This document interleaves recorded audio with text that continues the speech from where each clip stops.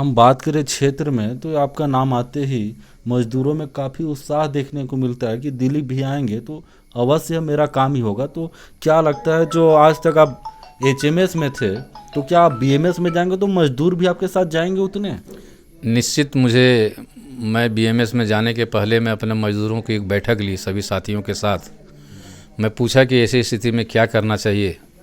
लोगों ने मुझे कहा कि ऐसी स्थिति में आपको राष्ट्रीय पार्टी के साथ जाना चाहिए और बीएमएस के साथ जाना चाहिए, ताकि आप बेहतर तरीके से आप मज़दूरों का काम कर सकते हैं। और मज़दूरों को ओपिनियन लेके मैं बीएमएस में ज्वाइन किया हूँ, ना कि ये मेरा ओपिनियन है। अब मुझे आशा ही नहीं, पूर्ण विश्वास है मज़दूर मेरे साथ रहेंगे। और मैं पहले भी अभी बताया, कुछ देर पहले मैं बताया कि मेरे साथ मज़दूर हैं, हमारे साथ नेता नहीं थे, जिसके कारण मैं थोड़ा बहुत बोलना पड़ा। इसमें कोई शक नहीं, बोलने में कोई शक नहीं मुझे। अगर जितने मेरे साथ मज़दूर थे उस टाइप के अगर मेरे नेता होते तो शायद ये स्थिति नहीं आती। यानी आप साफ कहना चाहते हैं कि सैकड़ों मजदूर को लेकर कल आपने जो उसमें कौन कौन आएंगे, जो आप सैकड़ों मजदूर बुलाए हैं तो उनको भी कोई दायित्व दिया जाएगा? या देखिए, मुझे आशा नहीं, पूर्ण विश्वास है, जो कार्यशैली जो देखे हैं बीएमएस के लोग, हमारे कार्यशैली हमारे साथ जो रहते हैं, आप देखे होंगे जब पिछले एचएमएस में हम जब हड़गांव में थे तो लगातार रिटायरमेंट की संख्या बढ़ते जा रहा है। उसके बावजूद भी पिछले वर्ष से इस बार एचएमएस की सदस्यता ज़्यादा था। आप कारण समझ सकते हैं क्यों। तो लोगों को, मज़दूरों को विश्वास है हमारे प्रति, हमारे कार्यशैली से, और हमारे साथ और भी लोग हैं जो बहुत युवा लोग हैं। नमस्कार, आप देख रहे हैं सीजन 24। जैसा कि आप सभी को मालूम होगा कि यहाँ पे 5 यूनियन होती हैं एसीसीएल माइंस में। आज ठीक हम आपको रूबरू कराएंगे दिलीप मंडल जी से, जो कि एचएमएस से आज बीएमएस में आने के लिए क्यों मजबूर हुए हैं। सर, सबसे पहले स्वागत हमारे चैनल में आपका। जी, धन्यवाद आपको। सर, किस चीज़ों को आप देखते हुए एचएमएस को छोड़े हैं? देखिए, एचएमएस में जो मूल चीज़ें रही, वो संगठन का निर्णय नहीं चल रहा था, व्यक्ति विशेष का निर्णय चल रहा था, जिसका हमने विरोध किया और बोला कि जो भी निर्णय हो मजदूर हित का वो संगठन कार्यालय में हो और सभी से मिलके जुल के एक डिसीजन लिया जाए। परंतु विगत पिछले कई सालों से ये देखा गया कि जो भी डिसीजन लेना है किसी एक व्यक्ति को लेना है। कोई संगठन देखिए गलत नहीं होता है, एचएमएस संगठन बहुत अच्छा है, सारे कुछ अच्छे हैं, बट मज़दूरों की समस्या का निराकरण करने के लिए या किसी भी समस्या का निराकरण करने के लिए संगठन में बैठ के, कार्यालय में न बैठ के व्यक्तिगत जो चीज़ों पर होती थी, इससे मुझे नाराज़गी हुई। और नाराज़गी होते होते मज़दूरों को काम करने में काफ़ी मुझे कठिनाई हो रही थी। और संगठन पिछले कई एक आध वर्षों से मतलब थोड़ा सा गड़बड़ था।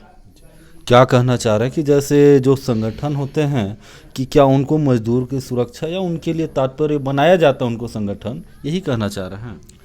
मेरा ये कहना है कि जो भी मजदूर की समस्या हो भड़गांव क्षेत्र के, और हमने संगठन बेस कभी तक आज तक मजदूरों को नहीं सोचा। हमारे बीच जिस संगठन का व्यक्ति, जो भी व्यक्ति हो, समस्या लेके आए हैं, मैं उनका काम किया हूँ। और मैं ये कोशिश किया हूँ सभी से अच्छे वातावरण में, सभी से सौहार्दपूर्ण वातावरण में बात करते हुए, चाहे हमारे संगठन के लोग हों चाहे दूसरे संगठन के लोग हों, मैं प्रयास ये किया कि मधुर संबंध रखते हुए मजदूरों का समस्या का हल किया जाए। तो क्या लगता है आप जिस संगठन में जाने वाले हैं, इतना बड़ा आप खुद त्याग पत्र दिए, तो क्या कारण था त्याग पत्र देने का? बस आपको सीधा एक लाइन में बताया कि व्यक्ति विशेष संगठन चल रही थी, संगठन का निर्णय संगठन में नहीं हो रहा था, वही मात्र कारण है। संगठन कोई बुरा नहीं होता है, हम और आप बुरा हो सकते हैं, लेकिन कोई संगठन बुरा नहीं होता है। कार्यशैली पसंद नहीं आया, मैंने रिज़ाइन मार दिया। और मुझे तकलीफ़ भी लग रहा है कि जब मैं रिज़ाइन मारा एचएमएस से छोड़ने के लिए, तब भी तकलीफ़ हुई, क्योंकि मैं 25 साल से एचएमएस का सेवा करते आ रहा था। लेकिन मैं देखा कि यहाँ पे मैं रहकर मज़दूरों का जो उचित न्याय है, उचित जो चीज़ें मिलने वाली है, चाहे वेलफेयर से संबंधित हो, क्वार्टर से संबंधित हो, लोगों की और भी समस्याएं हो, प्रमोशन की बात हो, तरह तरह की जो समस्याएं हैं कॉलोनी क्षेत्र की, मुझे लगा कि मैं यहाँ से मज़दूरों का समस्या रहकर ठीक तरीके से नहीं कर सकता हूँ। इसलिए मुझे दिखा भारतीय कोयला मजदूर संघ, जो एक राष्ट्र के लिए सोचती है, उद्योग के लिए सोचती है, उद्योग में काम करने वाले कर्मचारियों की सोच रखती है। और मुझे लगता है कि जिस तरह से संगठन में आप कल आइएगा, आप देखेंगे हमारी जो उपस्थिति रहेगी, भीड़, उसको भी आप आकलन करेंगे। और मुझे लगता है कि यहाँ पर रहकर मैं मजदूरों का अच्छे से कार्य कर सकूँगा। और जो बीएमएस के लोग पुराने साथी हैं, वो और जो हमारे साथी सब मिल के जाएंगे, एक नई ऊंचाई, नई आयाम तक पहुंचाने का कोशिश करेंगे। यानी कहना आप साफ साफ कहना चाह रहे हैं कि कल आप बीएमएस में प्रवेश करने वाले हैं, यानी आपकी पहले ही बात हो चुकी है। और क्या कुछ नया देखने को पुराने संगठन में मिलेगा? आपके साथ कितने लोग जाएंगे वहाँ पे? हमारे साथ में देखिए, तो हमारा प्रोग्राम था आगे जाने का, लेकिन तत्काल अभी निर्णय तुरंत लिया गया है। कुछ विशेष परिस्थितियों में कल 100 की संख्या के आसपास होंगे और बहुत सारे लोग परीक्षा देने चले गए हैं। और हम तो देखिए बराबर इसी से पिछड़े रहे। हम मजदूरों के नेता हैं, मजदूर हमारे साथ हैं, लेकिन नेता हमारे साथ नहीं है। ये आश्चर्यजनक बात है। तो मेरे साथ मजदूर हैं और इसका परिणाम कल आप देखिएगा कितने लोग आ रहे हैं। और आने वाले सदस्यता सत्यापन जो होती है पांचों श्रमिक संगठन का, उसमें निसंदेह आपको एक नई आयाम दिखेगा बीएमएस की ओर।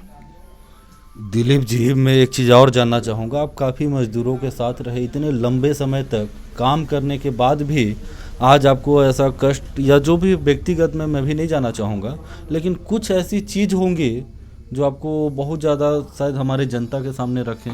ऐसी कौन सी बात आनी पड़ी कि आपको छोड़ना पड़ा संगठन? नहीं, ऐसा कुछ नहीं है। देखिए, संगठन सब बढ़िया होता है। बोले बस हमारी आपकी विचार नहीं मिलना ही यही डिफरेंस रहा, और बाकी किसी से कोई गिलवा, कोई शिकायत नहीं। विचारों का सम्मेलन नहीं होना, ट्यूनिंग नहीं मिलना, यही दिक्कत आई। मैं मजदूरों का जब भी समस्या का निराकरण करने के लिए आगे बढ़ा, अभी आपको होगा पिछले कुछ दिन पहले as a JCC member HMS और पांचों श्रमिक संगठन के साथ एक मधुर वातावरण में हम लोगों ने मजदूरों को लेकर एक समस्या का 21 पॉइंट सूत्रीय का मांग दिया।